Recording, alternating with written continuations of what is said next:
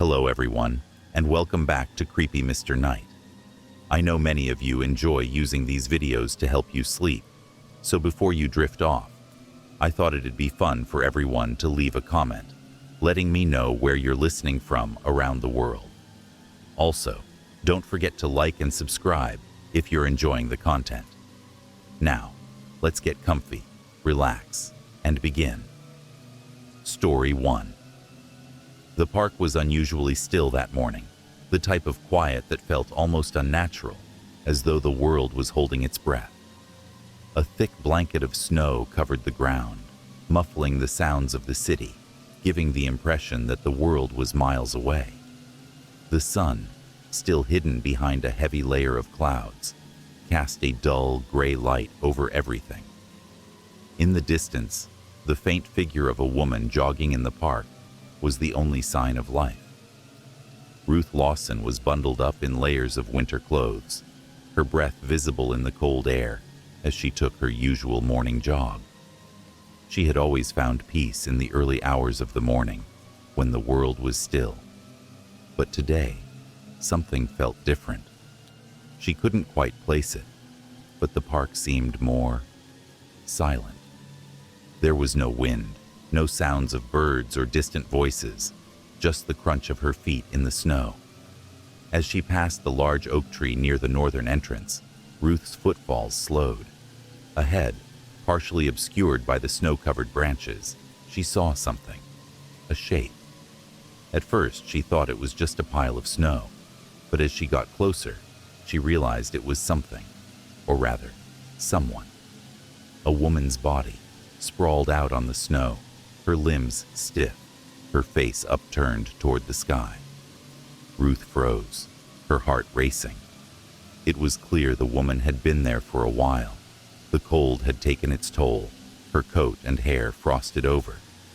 But it wasn't just the woman's lifeless body that struck Ruth as strange. It was the look on her face. The woman was smiling, not a grimace, not a twisted expression of agony, but an unnervingly serene smile, frozen in place, as if she had simply drifted off to sleep. Ruth's stomach churned as she slowly approached the body, noticing the lack of any signs of struggle, no disturbance in the snow around her. Without a second thought, Ruth pulled out her phone and dialed 911. Detective Sarah Hayes stood in the cold, her breath visible in the frigid air as she surveyed the scene. The body had been carefully removed, and forensic technicians were combing through every inch of the area. The snow had already begun to settle, covering the tracks and erasing any sign of what might have led to the woman's death. "What have we got?" Sarah asked Officer Jake Thompson, who was crouched near the body's former resting place. "We've got a mystery, that's for sure," Jake replied, looking up with an unsettled expression. No sign of foul play, no injuries, no defensive wounds, nothing. Her smile, it's disturbing, isn't it? "Yeah," Sarah muttered, glancing at the woman's frozen face as the techs carefully bagged evidence from the area. "But that's not the strangest part. This woman, she's been missing for 5 years." Jake's eyes widened. 5 years? You're telling me this body's been here all that time? Sarah nodded. "It's the only explanation." The coroner confirmed it. Her body's been dead for at least 5 years, but there's no record of a missing person who matches her description, and no one's reported anything unusual. A chill ran down Sarah's spine. Something wasn't adding up. The next day, Sarah sat in the sterile, dimly lit room of the city's coroner's office, waiting for Dr. Lester Reed to explain what he had found. The report in her hands was thick, but it didn't provide any answers that made sense. No obvious trauma, no drugs or toxins in her system, just a woman who had been perfectly preserved in a way that didn't seem possible. "She's been dead for 5 years, Sarah," Dr. Reed said, pulling off his gloves as he sat across from her. "But here's the thing. There are no signs of decomposition, no signs of the usual physical markers you'd expect. after that much time. Her skin's intact. There's no advanced rigor mortis. Her tissues are unusually well preserved. And the smile, well, that's just odd. How does something like that happen? Sarah asked, frowning. She's been missing for 5 years. How do we explain this? Dr. Reed shook his head. That's the million-dollar question. The circumstances defy any logical explanation. I've seen bodies left in similar conditions for years, but not like this. It's almost as if her body was frozen in time. Sarah was silent for a long moment, trying to digest the information. She felt an eerie sense of dread in her gut, the kind that told her this case was going to be anything but ordinary. Sarah knew that finding the woman's identity was the first priority. She spent hours combing through missing persons reports, looking for any matches to the woman's description. But there was nothing. No one had reported a missing woman fitting her age, height, or appearance. That is, until she stumbled upon a file buried deep in the archives. Evelyn Moore. A woman who had disappeared 5 years ago, around the same time the body had been discovered. Evelyn was young, just 23, with a history of mental health issues that had led her to be estranged from her family. There were no signs of foul play in her case, just the disappearance of a young woman who had been struggling with her own demons. Sarah pored over the file, finding details about Evelyn's life that only deepened the mystery. Evelyn had been a quiet, withdrawn woman, living in a small apartment on the outskirts of town. Her few friends described her as eccentric, but none of them had any real answers about what happened to her. The last person to see her, according to the report, was her ex-boyfriend, a man named Marcus Bellamy, a reclusive artist with a questionable past. Evelyn had been reported missing after she failed to show up for work at a local bookstore, but no one had seen her since. The search for her had been short-lived, and she was soon forgotten by the authorities, a statistic in a city full of unsolved cases. But something about the smile on the woman's frozen face reminded Sarah of the details in Evelyn's file. She couldn't shake the feeling that the two were connected. But how? As Sarah dug deeper into Evelyn Moore's past, she found even more disturbing connections.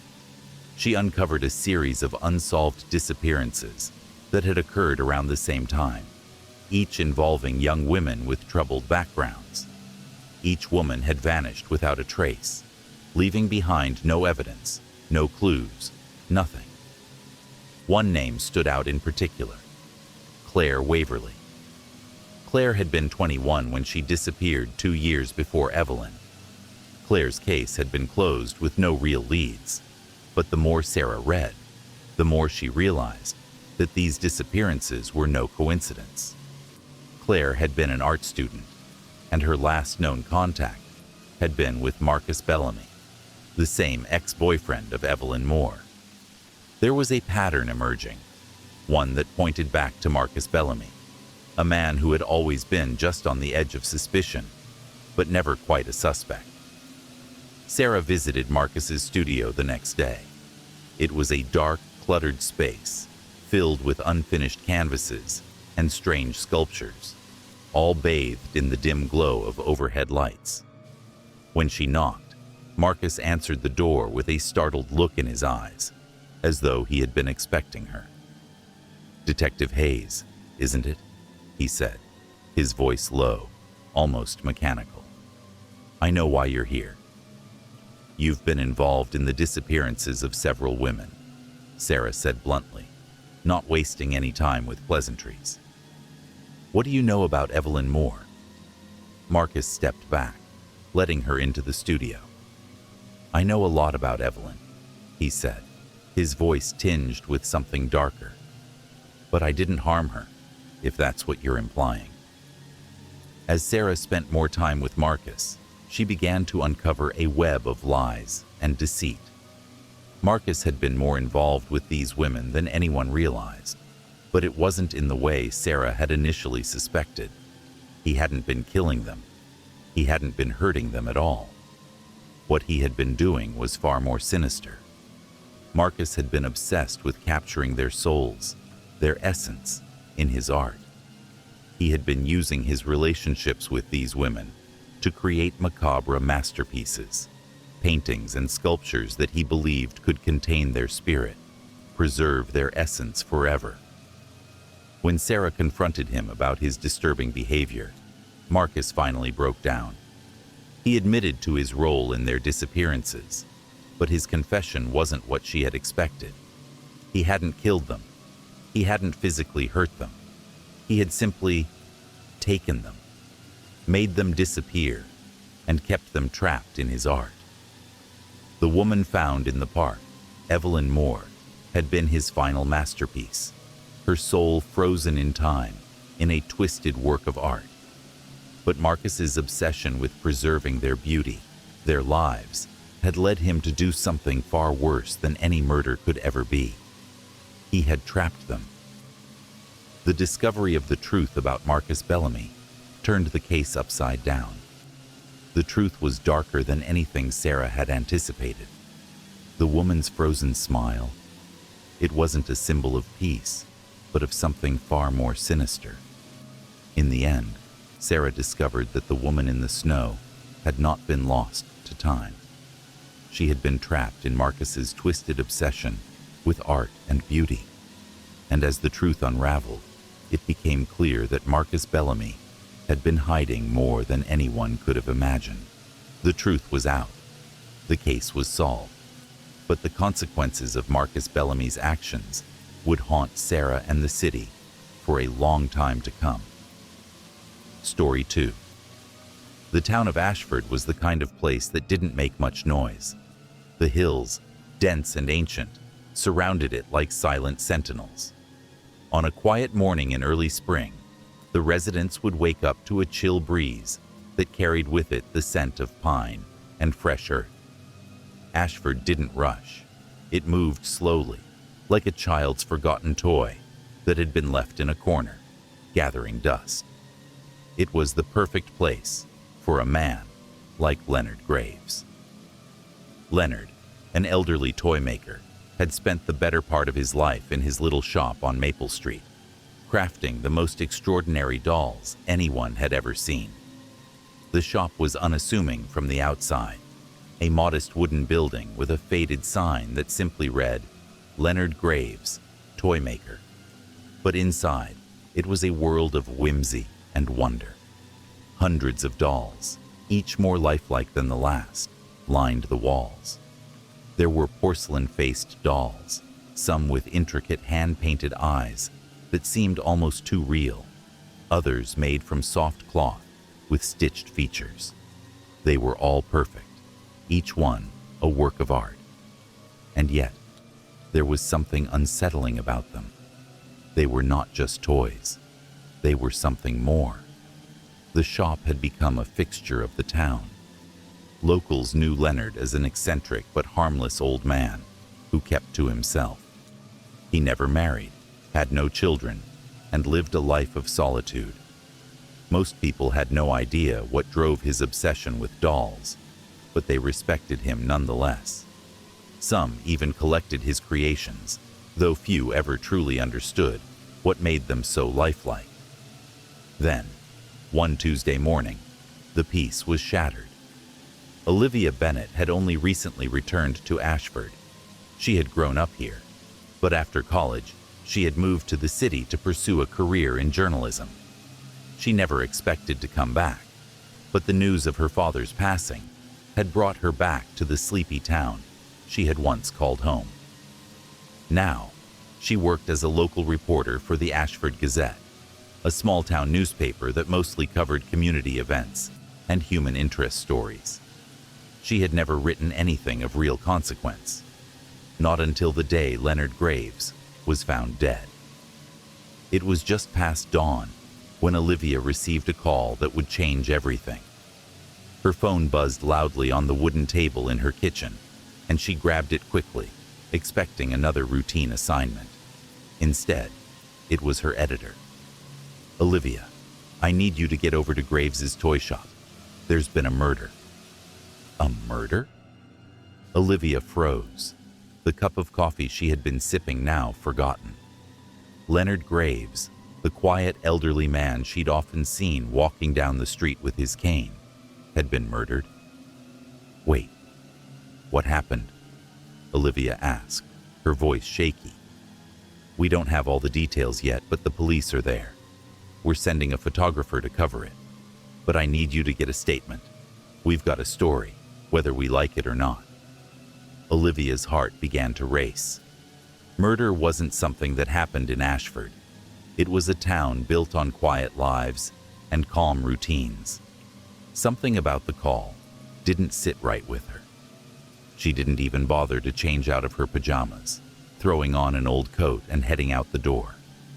The air was crisp, and her breath came in sharp puffs as she made her way down the cobblestone streets of Ashford. The town was eerily quiet for such an early hour, the only sounds the occasional chirping of birds and the soft rustling of leaves in the wind. When Olivia arrived at the toy shop, the first thing that struck her was the silence. The scene was surrounded by police tape, and several cars were parked outside, their lights flashing in the morning gloom. Olivia walked up to the entrance, showing her press credentials to an officer who looked none too happy to see her. "Not a good idea, miss," the officer said, his face grim. "It's a crime scene." Olivia glanced at the shop behind him, her mind racing. The toy shop, once a symbol of safety and simplicity, was now the site of something horrible. "I'm just a journalist. I need to know what happened." The officer sighed but stepped aside to let her in. "Just don't get in the way." Inside, Olivia was hit with a strange, almost suffocating smell. The scent of dust and wood, mixed with something metallic. The shop, which had always been filled with the warmth of nostalgia and memories, now felt like a mausoleum. The rows of dolls that once brought a sense of comfort now loomed ominously in the dim light. She looked around, her breath catching in her throat. Leonard's body lay on the ground, a lifeless figure surrounded by what could only be described as his creations. The dolls, all lifelike and chilling, were arranged in a circle around his body. Each doll seemed to be positioned intentionally, as though they were watching him, their glassy eyes frozen in time. Olivia stepped closer, her eyes scanning the scene. There was blood, but it wasn't chaotic. It was methodical. The pool of blood surrounding Leonard's body had been shaped into a symbol, an intricate design that resembled something ancient and unfamiliar. The dolls weren't the only unsettling part of the scene. As Olivia looked closer, she recognized the faces of the missing townspeople. They were all there. The missing child from 5 years ago, the teenager who vanished 2 years prior, the woman who disappeared without a trace last year. Their faces had been recreated in these dolls, perfect, lifelike replicas of the very people who had vanished under mysterious circumstances. "Detective Cross?" Olivia turned to find a tall, middle-aged man standing near the door. His eyes were hard, and his posture gave off the air of someone who had seen more than his fair share of death. "Olivia Bennett," he said, nodding. "I don't know how much you've heard, but this isn't just a murder. It's something much worse." The following days were a blur of phone calls, interviews, and whispers in the streets of Ashford. The town was on edge, with every conversation turning to Leonard Graves and the strange circumstances of his death. No one could make sense of it. Olivia spent hours in the police station, poring over old files and case reports. The missing person reports were scattered across her desk, each one more disturbing than the last. People had vanished over the course of the past 2 decades, each disappearance stranger than the last. There were no signs of a struggle, no ransom demands, just an eerie silence. Then there was the fact that every missing person, every single one, bore a striking resemblance to the dolls in Leonard's shop. Olivia couldn't shake the feeling that the two things were connected. Detective Samuel Cross, the lead investigator, was just as baffled. He was an experienced officer, but even he had never seen a case like this before.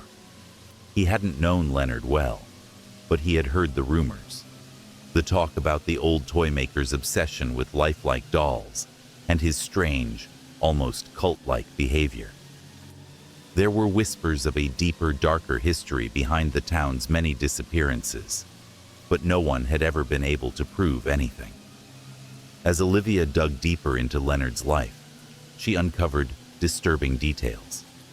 Leonard had kept journals filled with strange drawings, cryptic messages, and references to the missing people. Some entries were almost too bizarre to comprehend. One in particular stood out. The dolls are not just replicas. They are the souls of the lost, waiting to be returned to the ones they truly belong to. The town's history must be corrected. The sins of the past must be paid. Olivia couldn't make sense of it. What did Leonard mean by the sins of the past? Was there some kind of twisted justice at play here? Her investigation into the dolls led her to a chilling conclusion. Leonard hadn't just been crafting dolls. He had been making them in the image of the lost souls. But why? What was he trying to accomplish? With Detective Cross's reluctant help, Olivia began to trace the origins of Leonard's obsession. It led them to the history of Ashford itself, a town founded on a dark secret that had been buried for decades. Leonard wasn't the only one obsessed with the town's past. Avery Delacroix, the local historian who had disappeared years earlier, had been investigating the very same thing before his mysterious vanishing. Olivia discovered old letters and documents that tied both Leonard and Avery to a long-forgotten event, an incident from the town's early history that had been swept under the rug. It was a tragedy involving a group of children who had disappeared one by one, never to be seen again. The townspeople had tried to forget, but the events of that summer had left scars that never healed. Olivia's findings took her to the town's oldest cemetery, where the oldest headstones were marked with strange symbols. And there, she uncovered the truth. The dolls were not just representations of the missing. They were something more, vessels for something dark and ancient that had been tied to Ashford for generations. The spirit of vengeance that haunted the town, seeking to right an old wrong. Olivia couldn't shake the feeling that something was watching her. It had started on the day she first stepped into Leonard Graves's shop, but the sensation had only intensified over the past few days as she delved deeper into the case. She couldn't tell if it was the haunting nature of Leonard's dolls or something far darker, a shadow from the town's history that had begun to stir. The more she investigated, the more she discovered how deeply the town was entwined with its past. As Olivia continued her search for answers, she couldn't help but feel that Ashford had secrets buried beneath its quiet surface, secrets that had been carefully erased by time. Her meetings with Detective Cross had become more frequent. They'd spent hours in his office, poring over old documents, records, and journals. But it wasn't just Leonard's journals that intrigued her. It was the journal of Avery Delacroix, the missing historian. Avery had been investigating the town's dark past, a past that had involved the deaths of several children over a century ago. "Listen to this," Cross said one evening, flipping through a stack of papers. Avery's journal had a lot of cryptic references, but there's one entry that stands out. He handed her a piece of paper, and Olivia read aloud. "The dolls are vessels. They are not simply representations of the lost. They are vessels that can bring back the lost. The past never dies." It waits to be relived, and only then will the sins of this town be purged. The ghosts have been patient, but they are rising. Olivia felt her skin crawl. The dolls were not just lifelike figures. They were part of something far more sinister. She could sense that every step she took was drawing her closer to a terrifying truth. And yet, she couldn't stop. She had to understand. She had to uncover the truth, no matter what it cost. The next few days passed in a blur of sleepless nights, interviews, and frantic searching. Olivia spent long hours in the town archives, tracing the history of the missing children, the town's founding, and every strange detail that might connect the dots. Cross helped her as much as he could, but even he was beginning to look worn out. His normally steady demeanor had become strained. He seemed to understand the danger of the situation, but there was little they could do. No solid leads, no suspects, just an ever-growing web of mysteries. It wasn't until Olivia revisited the graveyard on the outskirts of town that everything began to fall into place. Ashford's oldest cemetery was tucked behind a grove of ancient oak trees, forgotten by most of the townspeople. The cemetery was barely maintained, its gravestones weathered and cracked, many of them illegible. It was a place where the past had been buried, and the past, Olivia now realized, was trying to rise again. She had come here before, in search of answers, but this time, the presence of something dark was palpable. She stood before the oldest graves, her flashlight illuminating the worn names carved into the stone. The final headstone in the row was different from the others. The stone was cracked, but there was one word etched into it, in large block letters: the Sinners. The name was strange, and Olivia could not find any other references to it in the town's records. But something about it made her blood run cold. The town's darkest secret was staring back at her, and she realized it was directly connected to the dolls, to Leonard Graves, to Avery Delacroix, and to the missing children.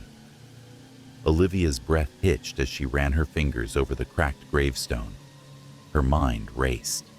The Sinners. The name felt like a warning, but it didn't make sense. Who were the Sinners, and why were they tied to this place? She had to know more. There had to be more records, more clues that could shed light on this chilling mystery. The wind picked up around her, rustling the dead leaves scattered across the ground. Olivia was about to turn away when her flashlight flickered. For a moment, the light went out entirely, plunging her into darkness. She froze, holding her breath. It was then that she heard it, a soft, almost imperceptible sound, a whisper. Olivia spun around, but the cemetery was empty. She was alone. She dismissed the feeling of unease, chalking it up to the stress of the case.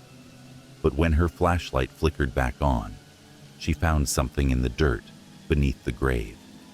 A small object, partially buried.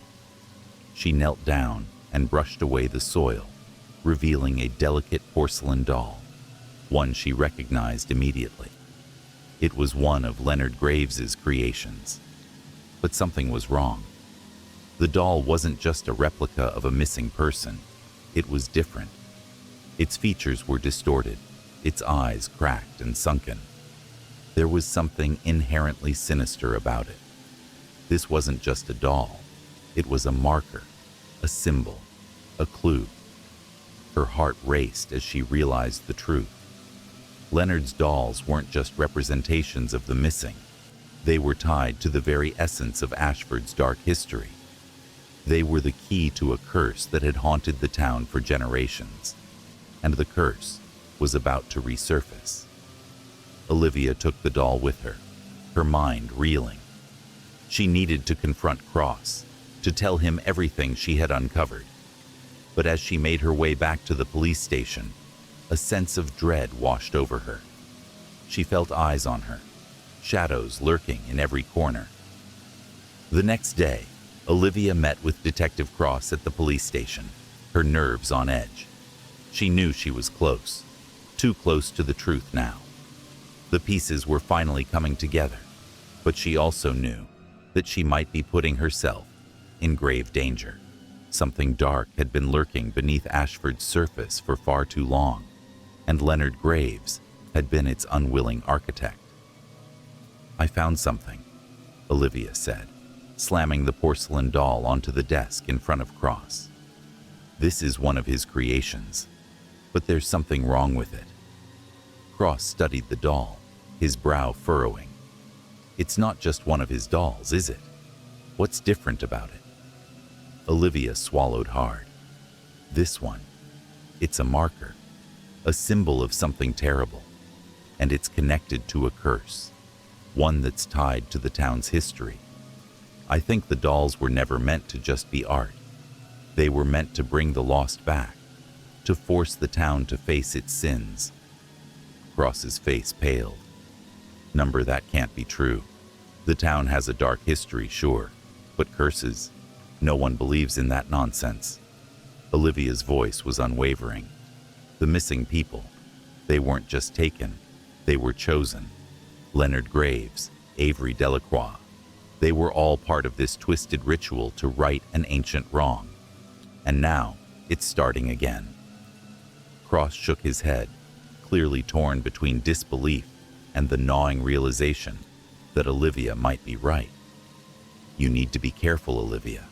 Whoever is behind this, whoever is manipulating these dolls, they're still out there, and they're watching you." But it was too late to turn back. Olivia had learned the truth, and now she was the target. That night, Olivia was followed. She could feel the presence behind her, the eyes that seemed to linger just out of her view. The hairs on the back of her neck stood on end as she quickened her pace through the dimly lit streets of Ashford. She made her way back to the cemetery, where it all began. The wind howled, carrying with it the distant sounds of whispering voices. Olivia's pulse quickened. She could sense the presence now more than ever, like the air itself was alive with dread. As she entered the cemetery, the whispers grew louder. Shadows shifted, stretching out as though they had a life of their own. Olivia reached the grave of the sinners once more, and she froze when she saw the figure standing near the stone. It was Leonard Graves, or what was left of him. His body was no longer human. It was an apparition, a twisted, ghostly version of the man she had once known. He was surrounded by dolls, hundreds of them, all lifelike and all staring at her with empty, accusing eyes. "You should have never come here," Leonard's ghost hissed, his voice distant and cold. "I'm not afraid of you," Olivia shouted, her heart pounding in her chest. But she was. She had uncovered the truth, and now the curse was fully awakened. The dolls began to move. Story 3. It was a cold, foggy night in the city when they found Clara Hayes' body.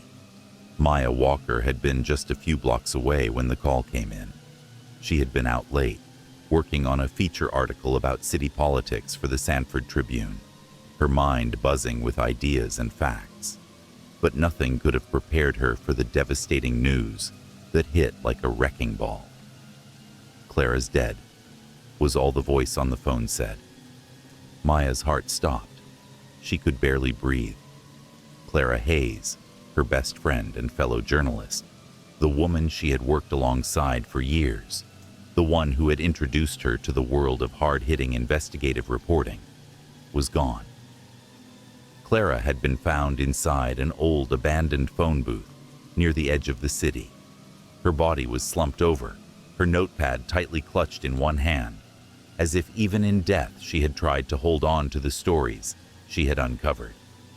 Her cell phone, however, had been left on the ground, its last call logged to none other than her own number.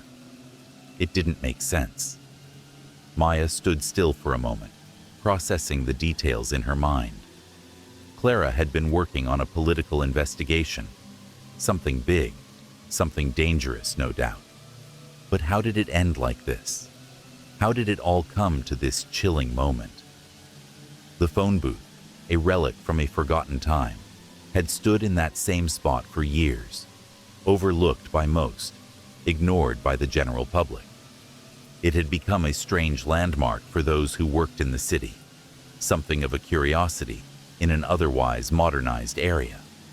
But to Maya, it felt like something more, something ominous. Detective James Rourke was the one to break the news of the call to Maya. He had been on the case since Clara's body was discovered, and he needed help. Aware of Maya's close relationship with Clara, he knew she was the one person who might be able to provide insights into the reporter's investigation. Maya arrived at the scene, her heart pounding in her chest as she stood in front of the old phone booth. It was dark and abandoned, the fog making it look even more eerie. Yellow crime scene tape surrounded the area, and officers were still photographing the scene. But no matter how many photos were taken, they wouldn't be able to capture the haunting finality that hung in the air. "This place," Maya whispered as she looked at Rourke, her eyes wide with disbelief. "It feels wrong." Rourke nodded. "I get it. I can't explain it either, but there's something about this booth, the history of it. I don't know what it is, but it doesn't sit right with me either." Maya walked closer, carefully avoiding the yellow tape as she examined the booth where Clara's body had been found. It seemed innocuous enough, just a dusty, unused relic from a bygone era. But now, standing in front of it, it felt like a mausoleum, holding some twisted secret of its own. "I need to see Clara's notes," Maya said, her voice firm. Rourke hesitated but nodded. "I'll have them brought over to the precinct, but the phone records don't add up. The call she made, the one to her own number. It's strange. The call never connected, but it was registered." "That doesn't make sense," Maya said, shaking her head. Clara wasn't the type to make a call to herself. She wasn't that reckless. Whatever happened here, it wasn't random. Rourke glanced down at his notebook, his brow furrowing as he went over the case details. What exactly was she investigating? We know she was digging into something big, but it was political, wasn't it? Maya nodded. Clara was investigating something about City Hall. I don't know all the details, but she was talking about corruption, something involving powerful people. She was working on something that could shake the city to its core. The more Maya thought about it, the more convinced she became. Clara had been murdered, but it wasn't just any murder. Someone wanted to stop her from exposing the truth. The phone booth, though, seemed to be the key, a link to the past. If Maya could figure out the significance of the booth, maybe she could uncover who had been involved in Clara's death. The next morning, Maya returned to the office, and the first thing she did was pull out Clara's old notes. They were scattered across her desk, pages filled with Clara's meticulous handwriting, thoughts, theories, names, and numbers. It was clear that Clara had been onto something big. She had connected the dots between a series of high-profile city officials, but one name stood out: Mayor Thomas Kane. Kane had been in office for over a decade, and despite his political charm, rumors had always surrounded him. From shady real estate deals to mysterious connections with influential business moguls, there had always been whispers about his corrupt practices. But Clara's notes pointed to something much deeper, something more dangerous. She had discovered links between Kane's office and several unsolved criminal cases, including the mysterious disappearances of several reporters and whistleblowers over the years. As Maya skimmed through the notes, she felt a chill run down her spine. Clara had written in her last entry, just days before her death, "The phone booth is more than a symbol. It's been at the center of every mysterious case in this city. I've found the connections. I'm going to expose everything. But they're watching. I feel like I'm not alone. Maya's heart raced. Clara had known something was about to happen. She had been close to discovering the truth, but someone had made sure she never finished. The significance of the phone booth was growing clearer by the second. The city had a long history of unsolved incidents tied to that very location, each one connected to people who had dared to investigate corruption at the highest levels. Maya wondered if it was more than coincidence. Could Clara's death be part of a long-running pattern? She picked up her phone and dialed Rourke. We need to dig into the history of that phone booth. There's something we're missing, something the city has been trying to hide. Detective Rourke agreed to help Maya investigate the history of the phone booth. They visited the local archives, a small, cramped room tucked away in a corner of the city library. Old records, yellowed newspapers, and forgotten files filled the shelves. Maya sifted through file after file, feeling as though she were searching for a needle in a haystack. But then, buried deep in a box labeled Unsolved Cases, Historical, she found something that made her blood run cold. The phone booth had been the site of several incidents over the years. A politician had been murdered there during the 1970s, an apparent suicide that had never been fully explained. In the 1980s, an investigative reporter had vanished without a trace after making a call from the booth. A decade later, a whistleblower on a police corruption case had been found dead in the same spot. The only clue, a phone bill showing a call to an unlisted number. The pattern was undeniable. Every time someone had tried to expose corruption in the city, they had ended up near that phone booth, and most of them had ended up dead. But why this location? Why the booth? Maya's heart pounded as she realized the phone booth was more than just a backdrop. It was a silent witness to a long-standing conspiracy. It was the place where secrets were kept, where threats were delivered, and where those who knew too much were silenced. Rourke, we're dealing with something much bigger than I thought, Maya said, her voice tight. I think the phone booth has been used to send a message. It's become a symbol for those who are trying to uncover the truth. As Maya and Rourke dug deeper, they began to uncover the layers of corruption and conspiracy that had been buried for years. They found connections between city officials, criminal organizations, and business tycoons, all of them linked to a series of unsolved crimes that had taken place over decades. And at the center of it all was the elusive figure of Mayor Thomas Kane. Kane's name kept coming up in Clara's notes, but every time Maya tried to dig further into his past, she hit a wall. People were afraid to speak out. Witnesses had vanished, evidence had been destroyed, and the city's power structure had effectively silenced anyone who dared to cross them. But the phone booth remained, an old relic from a bygone era that had witnessed it all. The more Maya thought about it, the more she realized that it wasn't just about the booth. It was about the people behind the deaths, people who had been watching her and Clara. And now, as Maya's investigation grew closer to the truth, she felt the noose tightening around her. Story 4. The wind howled across the cliffs, its relentless force pushing the waves against the jagged rocks. In the distance, the lighthouse stood, stark against the storm-ridden sky, a solitary figure guiding ships through treacherous waters. At least, it had been. Now, the once reliable beacon was dark. Thomas Adler, the keeper of Blackhaven's lighthouse, had always been a quiet man, preferring the company of the sea to that of people.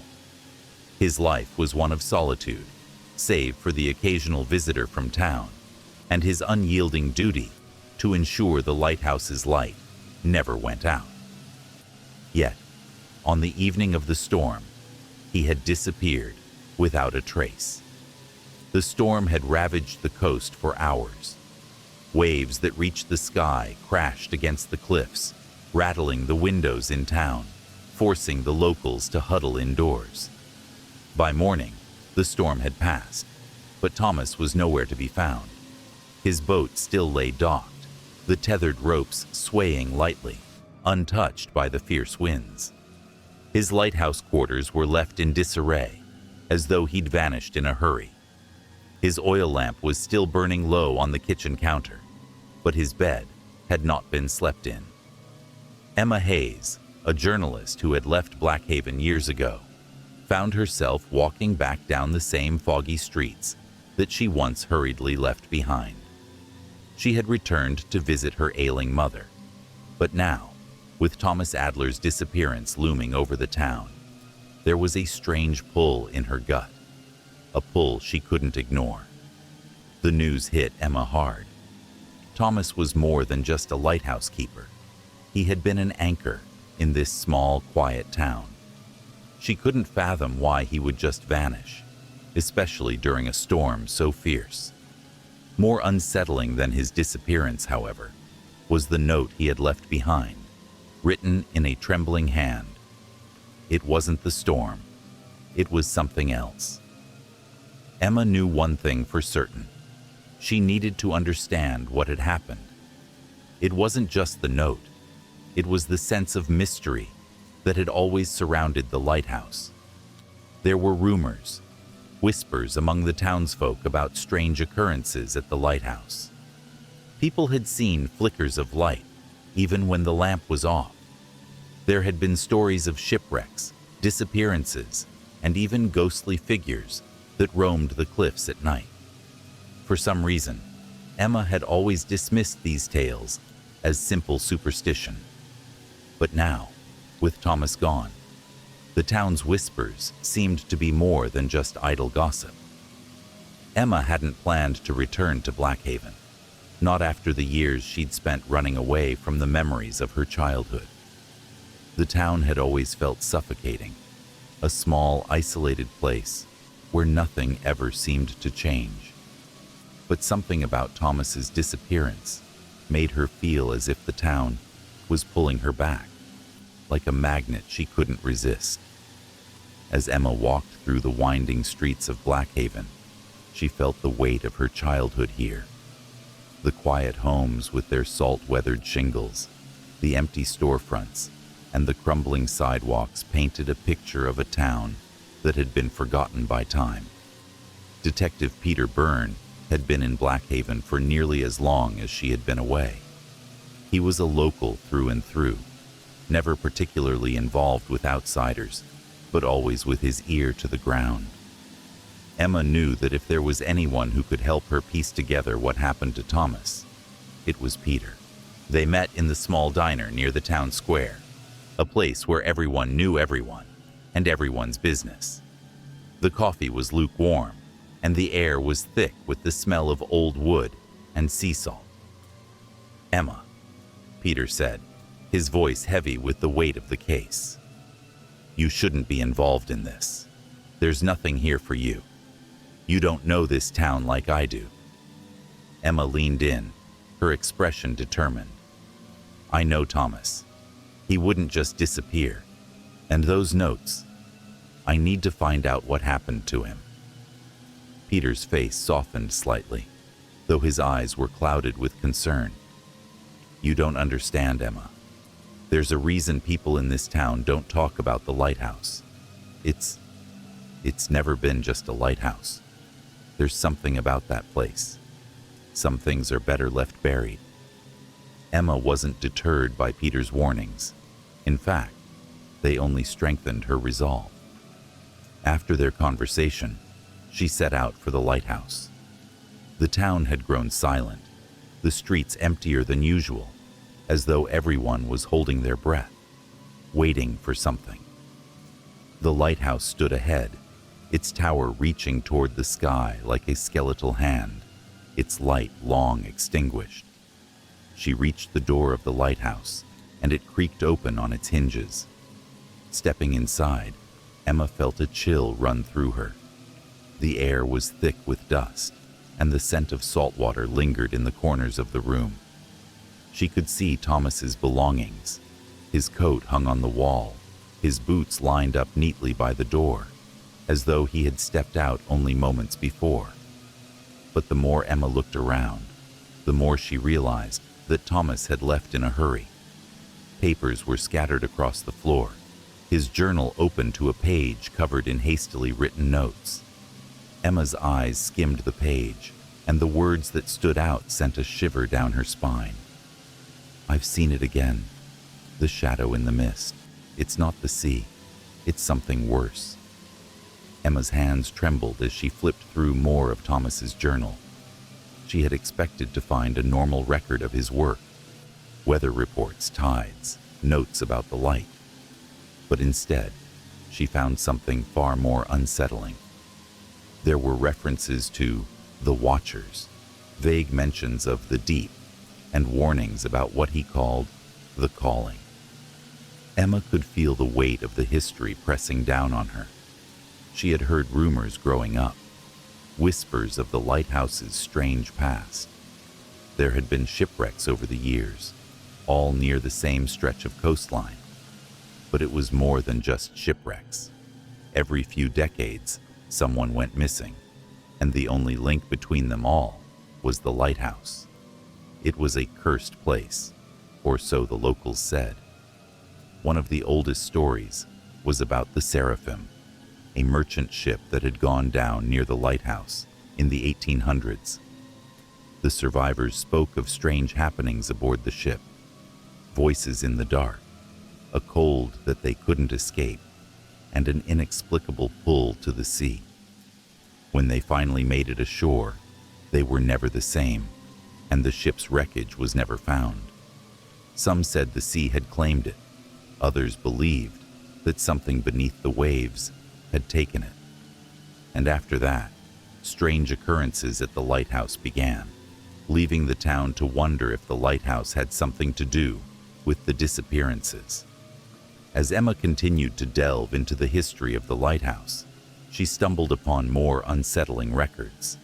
Old newspapers from the early 1900s, journals from previous lighthouse keepers, and town archives.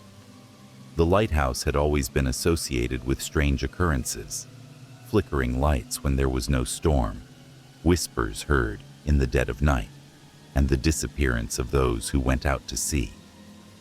In one of the town records, she found a reference to the town's founding, which tied the lighthouse directly to a local legend, the legend of the Dark Ones, beings that lived in the deep, waiting for the right moment to return. The legend spoke of a cult that once lived along the coast, worshipping the sea and the forces that lay beneath it. Emma's heart raced as she connected the dots. The lighthouse wasn't just a marker for sailors. It was a beacon to something far more ancient and dangerous. Thomas had uncovered something that the town had tried to bury for years. The darkness that lay beneath the waves wasn't just a myth. It was real. And now, Thomas had disappeared, likely the latest victim of the ancient forces that had haunted Blackhaven for centuries. As Emma pieced together the history, she found herself growing more and more obsessed with the mystery. She visited the cliffs at night, hoping to catch a glimpse of something, anything, that might explain the strange happenings. But each time she stood near the lighthouse, she felt the pull of the sea, a deep sense of something watching, something waiting. One evening, Peter came to visit her at the lighthouse. His expression was grave.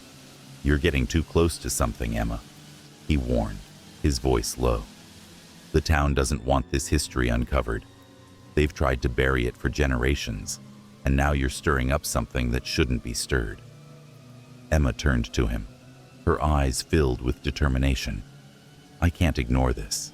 Thomas is gone, and he left a warning. Whatever it is, I need to know what it is before it's too late."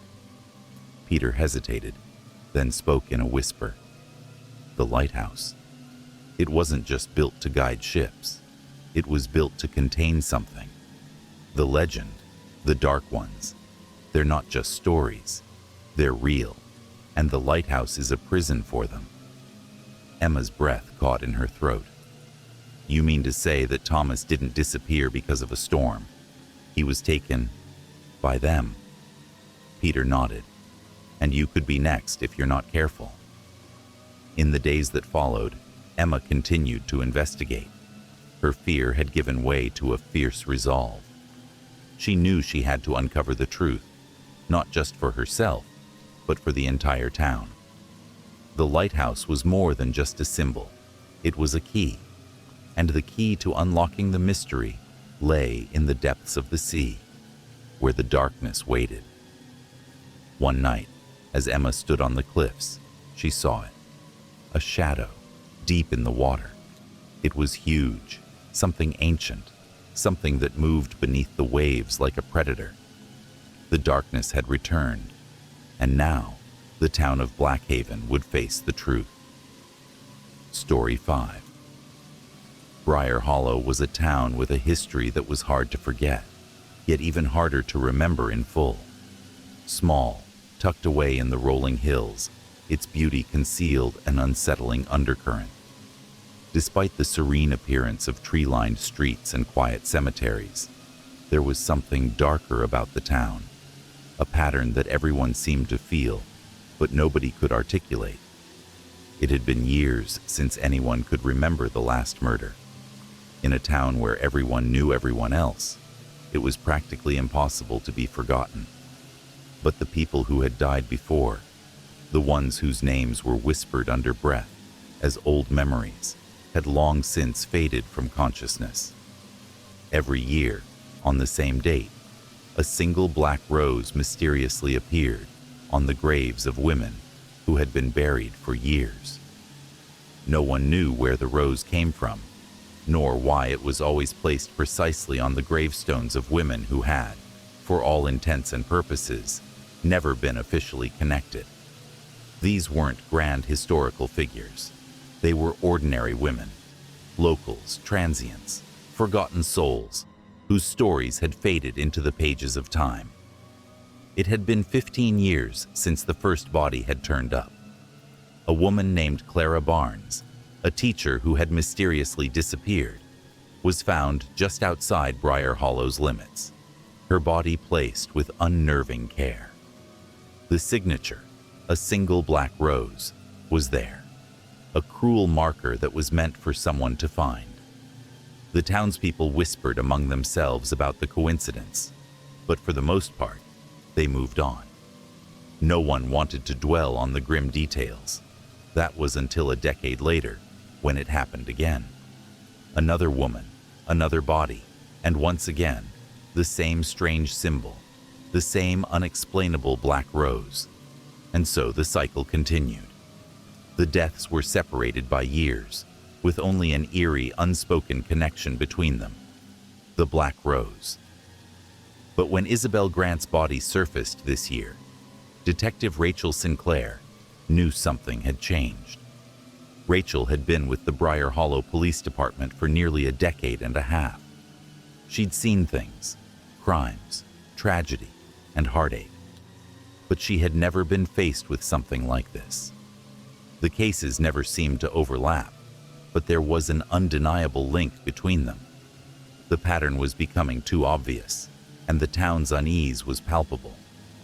Rachel stood over Isabel Grant's body as her partner, Detective James Morrow, knelt beside her. Isabel's body had been found just off a winding trail near the edge of town. Her hair, now matted with dirt, spread like a halo around her head. She was still wearing a faded coat, its sleeves torn from what looked like a struggle. Her face was pale and lifeless, and her hands, strangely still, had been arranged neatly on her chest. At first glance, it seemed like the work of any typical killer. But it wasn't the body that caught Rachel's attention. It was the black rose, nestled carefully in Isabel's palm. "I don't understand," Rachel muttered. "This doesn't make sense." Morrow looked at her.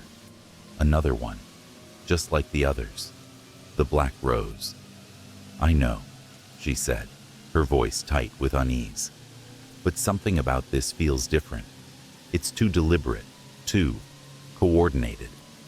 These women aren't just victims. They're being chosen for a reason. Rachel had been around long enough to recognize the quiet murmurs of fear creeping into the town's atmosphere. Briar Hollow was a place where most of its residents slept, with the sounds of birds and trees, where secrets were buried and grudges were long forgotten. But the roses had reawakened something that no one could easily ignore. The more Rachel dug into the history of the black roses, the more disturbing the truth became. Each of the women who had been found, the ones who had disappeared over the years, had something in common. They weren't random, after all. They were forgotten by their families, disconnected from the communities they had been part of, and in some cases, erased from official records. The more Rachel studied the pattern, the more she began to see the macabre ritual behind the killings. Each woman had been erased in some way. For example, Clara Barnes, the first victim, had been a beloved teacher in Briar Hollow, but after her disappearance, no one seemed to remember her. Even those who had been closest to her had long since stopped mentioning her name. But the Black Rose was a statement. Rachel's gut told her that the killer wasn't just leaving a mark. He was sending a message. "Do we know who's doing this?" Morrow asked one evening as they sat in the small-town office, surrounded by files. Rachel's fingers paused on the case files. "I don't know yet," she said, glancing at the photographs of the previous victims. "But it feels like whoever is behind this has been watching for a long time. Maybe longer than we realize. These deaths are connected to the very core of the town." Morrow leaned forward. "You think someone in town is behind it?" She hesitated, glancing at the faded maps on the wall. "It's possible. These women aren't strangers to Briar Hollow. They've all lived here at some point, even if it was a long time ago. But none of them have had families or anyone close to them. They've been forgotten. And that's the most dangerous thing about this case. Being forgotten can get you killed." Days passed, and the investigation unfolded slowly. Rachel and Morrow spent their time interviewing the families, digging into old records, and canvassing the town's residents, trying to understand who these women were. Each time, they came back to the same frustrating realization. The women had been forgotten by the very people who should have remembered them. But as the investigation continued, Rachel began to see something disturbing in the town's history. The Black Roses, it seemed, had always been present in Briar Hollow, but it wasn't until the disappearances started that anyone noticed them. The pattern had been there all along. One night, after a long day of interviews, Rachel sat in her office, staring at a wall full of photos, case notes, and maps. She noticed a peculiar detail she hadn't caught before. On the outskirts of the town, there was a small, overgrown cemetery. It was tucked away, almost hidden from view, and it wasn't listed on any of the official town maps. "What is this?" she muttered aloud. The cemetery was obscure, almost forgotten, yet it appeared to be connected to every one of the murdered women. Rachel traced a line from the cemetery to each of the victims' former residences, and an unsettling theory began to form in her mind. What if the cemetery was a place of significance to them all? What if they had all crossed paths with someone there? Someone who had watched them, waited for them, and ultimately claimed their lives. The investigation took a dark turn when Rachel discovered the records of a long-dead priest named Father Thomas Moore, who had once lived in Briar Hollow in the early 1900s. Father Moore had overseen the overgrown cemetery Rachel had discovered. and his name appeared on the death certificates of several people who had died mysteriously in the late 1800s. But the records of his life were sparse, and the church that had once stood at the edge of town was no longer there. As she dug deeper, Rachel uncovered an ancient journal belonging to Father Moore, where he had recorded the names of the women who had vanished long ago. In it, she found something that sent chills down her spine. Father Moore had been part of a secret group, a cult-like order that believed in the ritualistic sacrifice of women to bring forth a greater power. And though the church had disappeared, it seemed the ritual had not. The black rose, she realized, wasn't a symbol of death. It was a symbol of something else, something that had been hidden from the town for decades.